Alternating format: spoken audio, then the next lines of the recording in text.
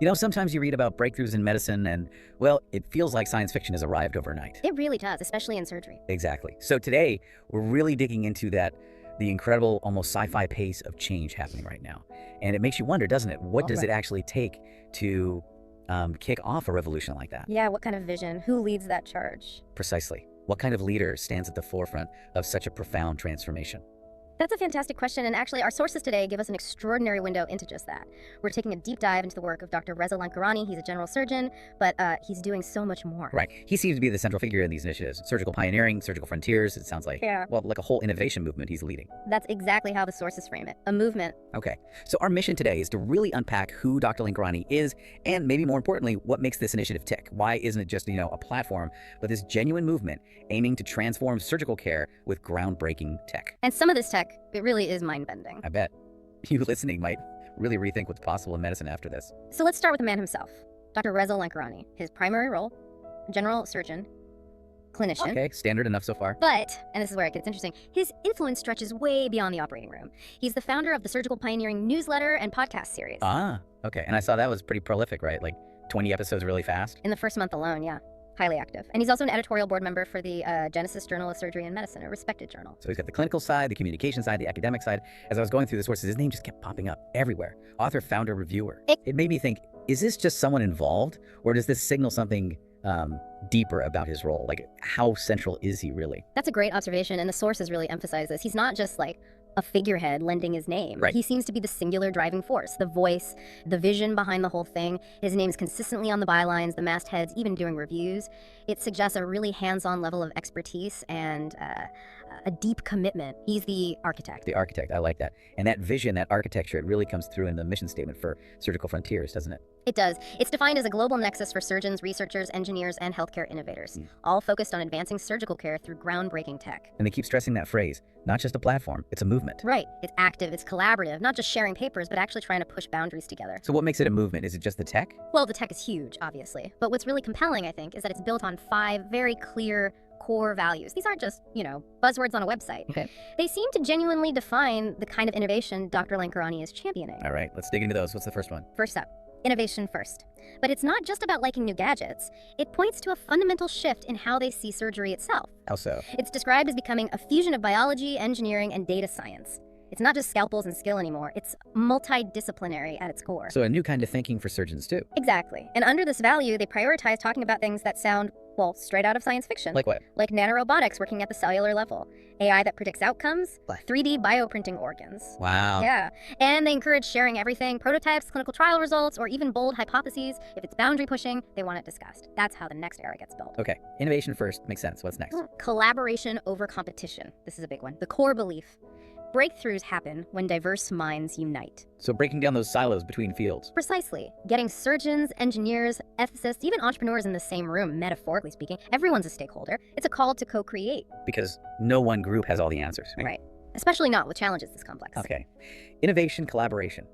What tempers all this ambition? That's the third value. Evidence-based excellence. Being pioneering doesn't mean being reckless. Ah, the rigor. Exactly. There's a strong demand for it. New tools, new techniques they need to be grounded in solid data. Peer-reviewed research, clinical data, or transparent case studies. So anecdotes are okay to start a conversation, but not enough on their own? Precisely. They say anecdotes are welcome, but they must spark deeper inquiry, not replace it. It's about balancing that forward vision with real scientific integrity. Very important. And there's an ethical component too, right? Absolutely crucial. The fourth value, patient-centric ethics. This makes it crystal clear. Technology serves a purpose. It's a means, not an end in itself. Exactly. Every single innovation has to answer the key question. How does this improve patient safety, accessibility, or outcomes? And this is where it gets really relevant for you listening at home. Totally. They specifically encourage the tough conversations about cost, about equity, about unintended consequences. And they explicitly say, glorifying tech for tech's sake has no place here. Yes. That's a powerful line, isn't it? Especially now, with tech moving so fast, it keeps the focus squarely on patient benefit. It really does.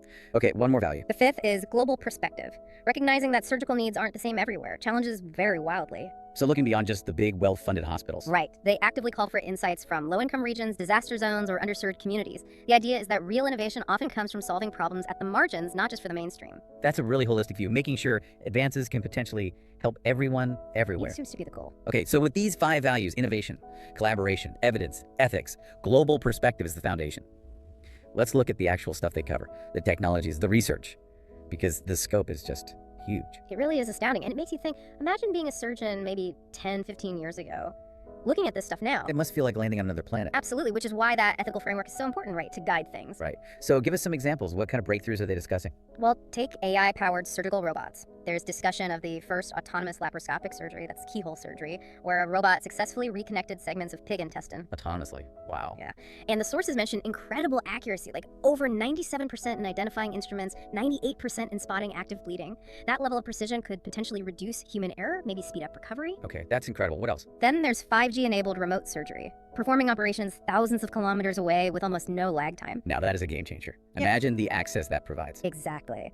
Specialist care reaching remote areas anywhere in the world. It basically dissolves geography as a barrier to expertise. Amazing. Keep going. Okay, how about smart surgical sutures?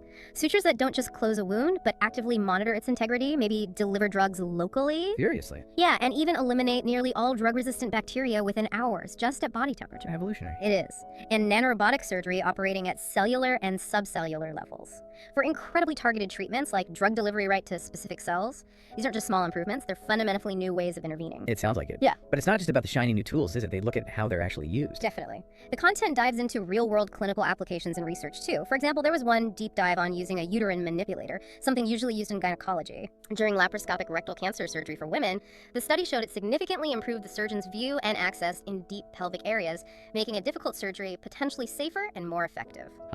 So adapting existing tools in clever ways. Exactly. And on the data science front, there's analysis of an ensemble machine learning model used to predict infected pancreatic necrosis. That sounds serious. It is. It's a severe complication of pancreatitis. This AI tool hit 92.6% accuracy in predicting it early. That's critical for intervening quickly and potentially reducing mortality. A clear case of data saving lives. Wow, that's powerful. And you mentioned ethics. They don't shy away from controversy either. Not at all. They seem committed to those tough conversations. Yeah. There's a specific deep dive mention titled Vagilangelo, Innovation or Exploitation in Women's Health. Provocative title. Right. And it directly critiques unsubstantiated claims and profit motives in cosmetic gynecology. It calls out the commercialization of uncertainty as exploitation, not innovation. So they're willing to critique practices even within the broader field they operate in. It seems so. It really aligns with that patient-centric ethics value, sort of policing their own field, you could say. Which builds credibility, I think. I agree. And all this, the tech, the research, the ethics, it feeds into this powerful vision for the future that Dr. Lankarani articulates. What does that future look like according to him? He paints a picture. Imagine a surgeon in Mumbai receives real-time AR guidance from a specialist in Toronto. Okay. Or bioprinted organs eliminating transplant wait lists. That would be incredible. Or AI predicting surgical complications before the first incision, and he sums it up powerfully. This isn't science fiction. It's the horizon we're sprinting toward. Sprinting toward. That really captures the energy, doesn't it? It does. It's a very clear, very ambitious, but seemingly actionable vision. Okay, now, here's where things took a turn I wasn't expecting when going through the sources. Ah, yes. The surprising twist. We built this picture of Dr. Lankarani, visionary surgeon, communicator, movement leader, focusing intensely on medical innovation. Highly focused. But then, our deep dive uncovered something else entirely, something completely different. It really adds another dimension, doesn't it? Makes you pause and go, huh. Totally. We found references to music Well, associated with his name. that's right. Actual musical titles. Specifically, Reza Lankarani carved in bone, and another one called Blood on Their Hands While Sipping Champagne. Yeah, quite striking titles. And they're described as anti-war anthems, Mhm. musically incorporating alternative rock world music elements. It's quite a leap from nanorobotics and AI surgery, isn't it? It absolutely is, but it adds this layer of, well, depth, personality. It suggests someone who's engaged with the world with complex societal issues, way beyond just the scientific sphere. It makes him seem more multifaceted. Exactly. It sort of underlines that major scientific leaps can come from people with broad interests, maybe a more holistic view of what it means to be human. It almost makes his leadership in surgery more compelling, Shows a different kind of creativity at play. That's a really interesting way to put it. So, okay, let's try and wrap this up. As we finish this deep dive, it feels pretty clear that Dr. Reza Lankarani isn't just reporting on the future of surgery through surgical pioneering and surgical frontiers. No, not just reporting. He's actively shaping it, championing it. Right, through this unwavering commitment to those core values: innovation, collaboration, solid evidence, patient-first ethics, and that crucial global view. He's really trying to build this new era. And when you think about the potential impact, it really makes you consider how these advances could genuinely change health outcomes for you, for your family, for people everywhere. The potential is just immense, tackling problems that seemed impossible not long ago. It really is. Which brings us to maybe the final thought to leave with everyone listening. As this technology accelerates, as leaders like Dr. Lankarani keep pushing that horizon forward, how do we as a society make sure that this incredible drive for innovation always stays grounded? Grounded in ethics, grounded in equitable access for everyone. Exactly. How do we ensure we build that truly transformative and just future he envisions? Yeah. That feels like the big question hanging over all this progress.